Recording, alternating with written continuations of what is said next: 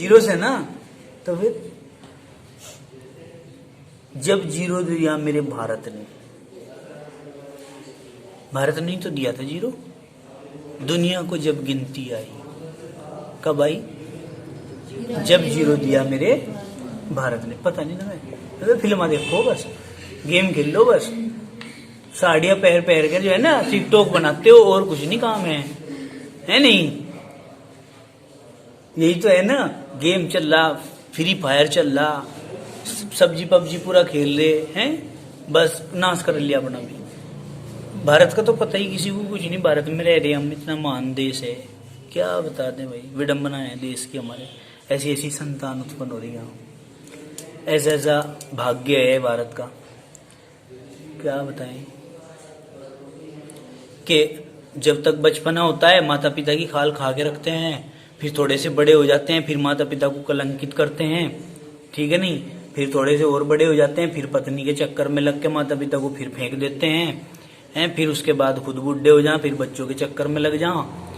अगर भाई मारे आपका तो हमें खाना नहीं देते, अब बहू रोटी नहीं देती, ये नहीं करती वो नहीं करती, फिर बस दुनिया की वीरान करती, फिर संसार से चलने का नंबर आ जाओ, ये है बस।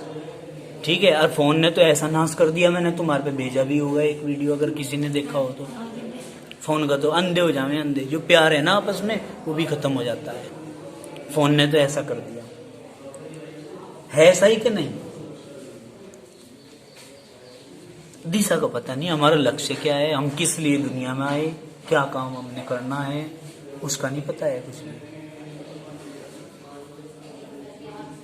है नहीं? क्यों? क्योंकि अपने मम्मी पापा के चेहरे की तरफ कोई देखता ही नहीं है। कि अगर हमारे द्वारा कोई गलत काम होगा, हम कलंकित उनको करेंगे, तुम्हें जिंदे रहेंगे या हमें मर जाएंगे? कौन सोचे आज की दुनिया में? नहीं सोचते। क्यों? क्योंकि उम्र का पड़ाव और ये जो इस एज का जो फैक्टर है ना, ये इतना बुद्धि को भ्रष्ट कर देता है कि कुछ नहीं दिखाई देता सिवाय अपनी मस्ती के, अपनी मौज के और अपनी अच्छी जिंदगी जीने के। कुछ नहीं दिखाई देता। चाहे माता पिता का तो दिनों दिन लोटा डूब जा सारा का सारा, चाहे उन्हें जो है बदनाम करने में जरा सी भी कसर ना रह जा, उनके चेहरे की तरफ कोई देखता ही नहीं। उन्होंने जन्म दिया, पैदा किया, 9 महीने कोख में रखा है, उनके बारे में कोई नहीं सोचने का है। सोचोगे आप, जरूर सोचोगे, परंतु उस दिन सोचोगे जिस दिन तुम खुद माता पिता का रूप में उपस्थित होगे। उस दिन तुम्हें लगेगा पता कि जब औलाद गड़बड़ करती है, आगे समझ में, तो कैसा जी पे बीतता है, कैसा मन करता है। ऐसा मन करे अपने ही हाथ से गला घोट दे। ठीक है ना बेटे? तो सुबह ही उठ के अपने मम्मी पापा का चेहरा जरूर देख ले करो एक बार, है नहीं? हमारा ना देखा करो, हम तो खैर कुछ नहीं है, खैर हमने तो, मैं तो अपना अस्तित्व खत्म मान लिया, मेरी तो बुद्धि खराब होगी, क्योंकि मैं तो समझा करके कई साल हो गए बेटे, थक चुका मैं तो हर साल तुम्हारे जैसे न जाने कितने विद्यार्थियों को ऐसे ही समझाऊं, पर कौन सुने किसी की? भाई सुनता है थोड़ा ही, बस अपनी मस्ती में छू रहे हैं। हमारी सभ्यता क्या है, हमारा रहन सहन क्या है, हमारा पहनावा क्या है, हमारी संस्कृति क्या है, हमारा देश क्या है, हमारी बोल भाषा क्या है, हमें कुछ नहीं पता है। हमें तो बस अपनी मस्ती में चूर रहना है। हमारी तरफ से भाड़ में आ जाओ, पर दुनियादारी आग लग जाओ सारी में, हमें किसी से कोई मतलब नहीं है कि नहीं? ये वास्तविकता का जीवन आज का ऐसा ही नहीं है क्या? है नहीं क्या बेटे? ऐसा ही न बालकों को अपने माता पिता का ख्याल है, न बालिकाओं को अपने माता पिता का ख्याल है। माता पिता को यहाँ पे पढ़ ले भाई, पढ़ ले भाई, पढ़ ले भाई, ऐसा जवाब देंगे दोबारा माता पिता कहते हुए भी डरे हैं कि न कहें पढ़ने को या ना कहें। भाई पढ़ना आप लोगों ने है भाई, जिंदगी आप लोगों की है भाई, है नहीं? सिर में दर्द करने से क्या लाभ हो? अपने आप को दुख पहुंचाना है बस, और कुछ नहीं। और बेटे सब एक जैसे नहीं होते। बहुत से विद्यार्थी हो पढ़ाई तक सीमित होते हैं, उनकी तरफ कोई आंख उठा के भी नहीं देख सकता। आगे समझ में कोई कहते हैं जी वो मुझे यूं देखे, आराम का है कोई ऐसा, मतलब जो देख लेगा अंगे फोड़ दो उसकी। अगर तुम सही हो, तुम्हारी तरफ कोई देख नहीं सकता बुरी नजर से, जब तुम गलत होंगे, जब तुम्हारे अंदर खुद के फाल्ट होगा, तभी तुम्हारी तरफ कोई ना कोई गलत नजर से देखेगा। जब तक तुम सही हो, किसी में हिम्मत नहीं है माई लाल में कि तुम्हें रास्ते में चलते को टोक दे या तुम्हारी तरफ गलत देख ले। कोई हो ही नहीं सकता ऐसा बिल्कुल भी, क्योंकि तुम परमात्मा के दिए हुए वो उपहार हो, अगर तुम सच्चे मोती की तरह रहते हो तो। अरे भाई, जब मन के अंदर खुद छल कपट भरा हुआ है, पाप भरा हुआ है, पाप का गड्ढा तो एक दिन फूटेगा ही फूटेगा। फिर क्या होगा? किसी का कोई नुकसान नहीं होना है इस दुनिया में, तुम्हारा ही सर्वस्व खत्म हो जाएगा। नौछावर जो तुमने किया हुआ है उसका कुछ जीरो हो जाएगा। किसी का कुछ नहीं बिगड़ना, ना मेरा कुछ बिगड़ना, ना इनका ना इनका ना इनका। जो गलत होगा उसका खुद का कुछ बिगड़ेगा। ठीक है ना? 1-2 साल की जिंदगी है। आज की डेट में इंटर वाले बच्चों से पूछ करके देखो कि तुम कहीं में एडमिशन लेना चाहते हो, उनके पास ऑप्शन नहीं है कुछ, क्योंकि नंबर ही नहीं है उनके पास, टारगेट ही नहीं है उनके पास। ना पहले था ना आज है। मेरे जैसे जो नंबरी झोला छाप मास्टर हैं उनका मजा आ रहा है। मेरे जैसे जो नंबरी है ना, जो झोला छाप है, मेरे जैसे फरोडी, मैं फरोडी हूं ना, मेरे जैसे फरोडी टीचरों का मजा आ रहा। क्यों? जगह जगह ट्यूशन पढ़ा में, पैसा कमा में, बढ़िया खूब मजा आ रहा। एक बार कहना पड़े, अरे तू तो कमजोर है रणवीर, ट्यूशन लगा ले, चला जा, छोड़ पड़े, क्या स्कूल में आया करे, घर ही रह कर, बस छुट्टी के बाद आ जाया कर। 1 घंटा केमिस्ट्री का मेरे पास 400 रुपये तो फीस है, ज्यादा थोड़ा ही है, आ जाया कर। बस ऐसे बोलते हैं और बच्चे का मन खुश, अरे गुरुजी तो पास कर ही देंगे, ट्यूशन लगा लो बस। ये तो बहुत ज्यादा होशियार हो जाएगा, ट्यूशन लगा ले बस, खुद मेहनत नहीं करनी। तो इसलिए बेटे हमारा जीवन प्रक्रिया दिन प्रतिदिन नीचे की तरफ जा रही, क्योंकि हम सही हिसाब से चल नहीं पा रहे। बहुत सारे फॉल्ट हैं। मेरे कहने से मतलब समझो मत, क्योंकि पता मुझे भी रहता है। अपने मन के अंदर झांक करके कुएं में, अपने मन के अंदर के कुएं में झांक करके देखो कि कहाँ फॉल्ट है। अगर फॉल्ट है तो उसे निकाल फेंक, अपनी दिशा पे आ जाओ। जो दिशा है, ऐसा नहीं है कि फॉल्ट नहीं होता, फॉल्ट होता है। इसी एज में होता है जिस एज में आप लोग जी रहे हो। ये युग तुम्हारा जो चल रहा है, इस एज में बहुत बड़े फॉल्ट होते हैं। आई समझे? जिस दिन कोई फंस जावे, उसके फॉल्ट तो सारे मैं तोड़ फोड़ के बराबर कर दूं। उसका तो फॉल्ट छोड़ता नहीं मैं कतई भी, ठीक है नहीं? उसके तो फॉल्ट के सरिये परिये, इंगल पिंगल सारी तोड़ दूं मैं, छोड़ता ही कुछ नहीं। लेकिन समझाने से ज्यादा फायदा है, क्योंकि तुम खुद ही उन सरियों को हटा दोगे, उन जाल को, जंजाल को हटा दोगे तो ज्यादा बढ़िया है बेटे। ठीक है ना? क्यों सैयद भैया जी, सही है बात कि गलत है? अब आगे चलते हैं हम। कहां तक आगे थे? बंद ऊर्जा या क्रियाशीलता। बंद ऊर्जा क्या हो बेटे? किसी तत्व का दूसरे तत्व के साथ बंध बनाने में जो ऊर्जा निर्मुक्त होती है या जो ऊर्जा देनी पड़ती है, वही उसकी क्या कहलाती है? क्रियाशीलता क्या हो? क्रिया करने की क्षमता, यानी कि बंध बनाने की क्षमता। तो क्या कहेंगे? हेलोजन द्विपरमाणुवीय है, आयोडीन की बंध ऊर्जा सबसे कम होती है। हेलोजन परिवार के तत्व अन्य परिवार की तुलना में अधिक क्रियाशील होते हैं। हेलोजन परिवार के तत्व ज्यादा क्रियाशील होते हैं। ठीक है, आगे समझ। विलेयता, विलेयता के बारे में क्या बताते हैं? हेलोजन अणु अध्रुवीय होते हैं। कैसे होते हैं? अध्रुवीय। अतः ये ध्रुवीय विलायकों में अच्छे प्रकार से विलय नहीं होते। क्या? ध्रुवीय विलायकों में अच्छे प्रकार से विलय नहीं होते, परंतु फ्लोरीन जल के साथ ठंडे तथा अंधेरे कमरे में क्रिया O2 व O3 का मिश्रण देते हैं। क्रिया कर लेता है, O2 और O3 का मिश्रण देता है, यानी कि ये गैस से भी निकलती हैं भाई। देखो कैसे, 2H2O प्लस 2F2, तो क्या करेंगे? देखो 2 दूनी 4 और 2 दूनी 4, तो 4HF बन गए। O2 यहां से निकल गई बेटे, यहां से 3H2 plus 3F2, 3F2 plus 3H2, 3 दूनी 6, 3 दूनी 6, 6HF प्लस ये देखो O3 अलग निकल गया। तो मेरे बेटे O2 और O3 तो निकल गया। अब हमारे पास क्या बचता है? अब बचता है हाइड्रोकार्बन के साथ क्रिया। हाइड्रोकार्बन के साथ क्रिया करेंगे तो क्या बनेगा बेटे? सभी हेलोजन हाइड्रोकार्बन के साथ क्रिया करके प्रतिस्थापन अभिक्रिया देती है। देखो कैसे बेटे, ये CH4 हो गया है ना, CH4 प्लस 2F2, 4 हाइड्रोजन ही 4 ही, 4HF प्लस कार्बन अलग हो गया मेरे बेटे। अब इसी प्रकार प्रतिस्थापन अभिक्रिया की है। अभिक्रिया तो आपने पहले भी कई बार पढ़ी, जो जिसको हम प्रकाश ये की उपस्थिति में कहते हैं कि प्रतिस्थापन अभिक्रिया प्रकाश की उपस्थिति में कराते हैं तो सबसे पहले इस अभिक्रिया का जिक्र होता है जो कि मीथेन का क्लोरीन के द्वारा करते हैं।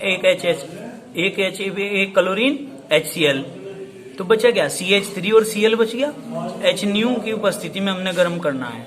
फिर इसमें Cl2 की क्रिया करेंगे, एक हाइड्रोजन एक क्लोरीन के साथ एक HCl के रूप में, यहाँ 2 हो जाएंगे Cl के, फिर 3 हो जाएगा, फिर 4 हो जाएगा, एक एक हाइड्रोजन निकलता चला जाएगा, क्लोरीन बढ़ता चला जाएगा। करिए तो पहले अभिक्रिया, तो ये प्रतिस्थापन अभिक्रिया जो कि प्रकाश की उपस्थिति में होती है। सभी भैया बहन इसको ध्यानपूर्वक देखेंगे। अब इसके बाद आते हैं हाइड्रोजन हैलाइड।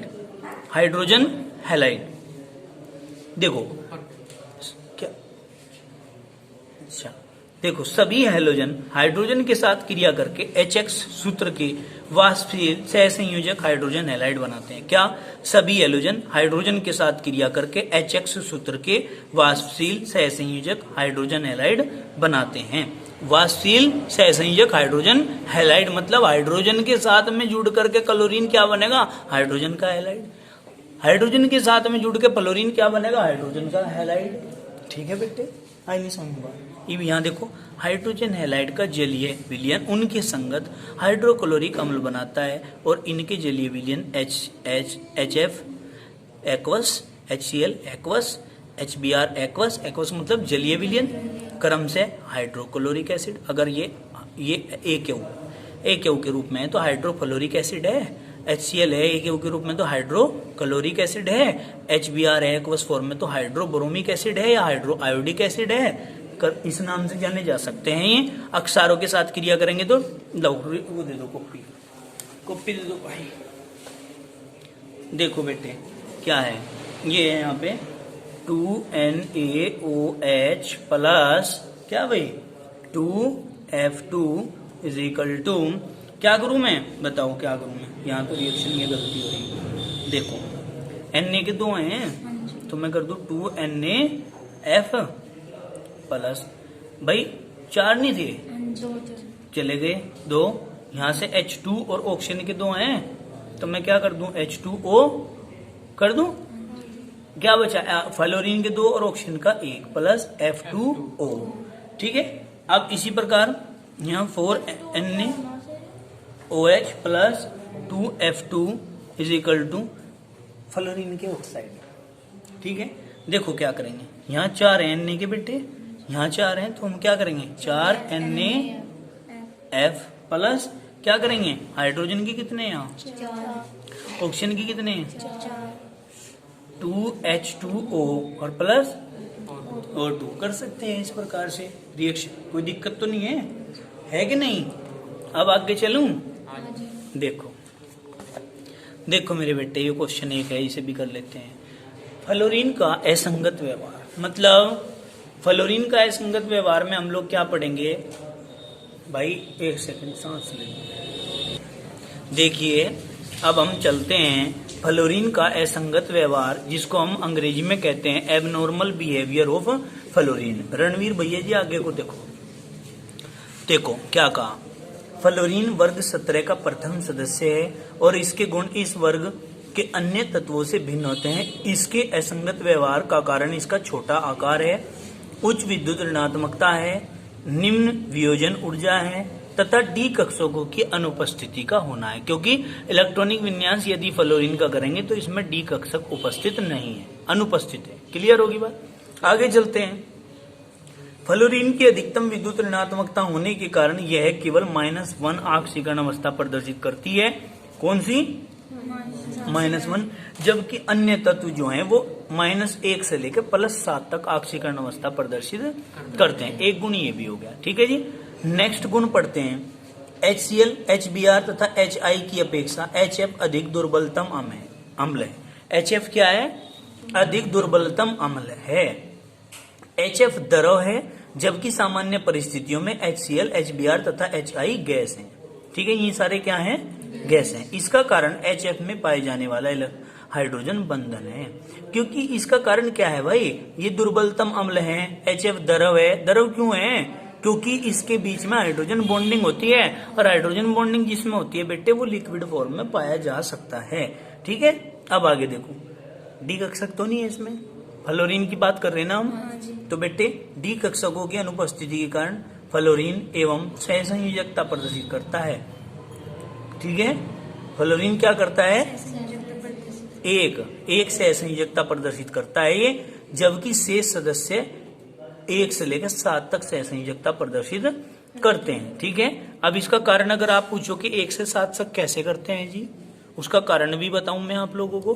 तो वो कारण ये है क्योंकि बेटे फ्लोरीन से आगे यदि हम किसी तत्व का इलेक्ट्रॉनिक विन्यास करेंगे तो उसमें डी कक्षक उपस्थित होगा। डी कक्षक उपस्थित होगा तो इलेक्ट्रॉन उत्तेजित अवस्था में आकर के डी उपकोष में पहुंचते रहेंगे और अयुग्मित इलेक्ट्रॉनों की संख्या एक एक करके बढ़ती चली जाएगी और एक कंडीशन ऐसी आएगी कि 7 तक इलेक्ट्रॉन अयुग्मित हो जाएंगे। इसलिए 1 से 7 तक ये सहसंयोजकता प्रदर्शित करता है। क्या क्लोरीन का भी हो जाएगा। क्लोरीन में 3p के बाद 3d आ जाएगा, फिर तो उत्तेजित अवस्था में ले जाएंगे तो वो डी उपकोष में प्रवेश कर जाएगा और अयुग्मित इलेक्ट्रॉनों की संख्या बढ़ती चली जाएगी। तो जितने उसमें अयुग्मित आएंगे उतनी उसकी सहसंयोजकता हो जाएगी। जरूरी नहीं है कि 7 ही हो, 5 भी हो सके, 7 तक की बात कर रहे हैं। ठीक है, क्लियर होगी बात। अब आगे चलते हैं। HF द्विअक्षारीय H2F2 है, जबकि HCl HBr HI एक अक्षारीय है। कैसा है? एक अक्षारीय। ये HF द्विअक्षारीय है, H2F2। F2 द्विअक्षारीय है जिसमें 2 हाइड्रोजन हो। देखो H2F2 2 प्रोटॉन देने की क्षमता है इसके अंदर, तो द्विअक्षारीय हो गया। हम बाई कहते हैं, बाई भी कहते हैं। अब देखो F2 सल्फर के साथ क्रिया करके SF6 बनाता है, जबकि अन्य कोई सा हैलोजन तत्व ऐसा नहीं है जिसमें हेक्सा हैलाइड बनाने की क्षमता हो। केवल कौन बना सकता है? F बना सकता है, बाकी अन्य कोई भी सल्फर के साथ हेक्सा हैलाइड नहीं बना सकता। F2 कार्बन के साथ सीधे जुड़ सकता है, जबकि अन्य हैलोजन नहीं जुड़ सकते कार्बन के साथ डायरेक्ट। ठीक है जी, कोई दिक्कत तो नहीं है। आगे चलें, खत्म हो जाएगा ये भी आपका पॉइंट। अब देखो यहाँ F2 जल को विघटित करके O3 देती है। अभी अभी हमने देखा था कि O3 आई थी हमारी रिएक्शन में, आई थी क्या? O3 भी आई थी एक रिएक्शन में, अभी हमने देखी थी। क्यों विघटित कर देता है जल को? ओजोन बना लेता है, जबकि अन्य सदस्य ओजोन कभी भी नहीं दे सकते। ये भी इसका एक विशेष गुण हो गया। ठीक है भाई। फिर कहा AgF जल में विलय है। AgF जल में क्या है? विलय, जबकि अन्य AgCl AgBr AgI जल में अविलय है। फ्लोरीन पॉलीहैलाइड नहीं बनाता, जबकि अन्य हैलोजन पॉलीहैलाइड बनाते हैं, जैसे I3 Br3 Cl नेगेटिव ये आयन है। इसका कारण फ्लोरीन में डी कक्षक की अनुपस्थिति है, क्योंकि फ्लोरीन में डी कक्षक नहीं होता। अब हम कल अपनी नई वीडियो में पॉलीहैलाइड जिसमें बहुत सारे हैलोजन हो, 2 से ज्यादा पॉली हो जाए, एक होता है मोनो, 2 होता है डाई और 2 से ज्यादा होते हैं तो पॉली। वैसे ट्राई भी कहते हैं, टेट्रा भी कहते हैं, लेकिन फिर भी पॉली की श्रेणी में आते हैं। ठीक है, अब देखिए, अब हम अपनी नई वीडियो में यानी कि जो कल आपको पढ़ाएंगे उसमें हम अपने टॉपिक को लेकर चलेंगे क्लोरीन, जिसका नाम है और जिसका फॉर्मूला है Cl2।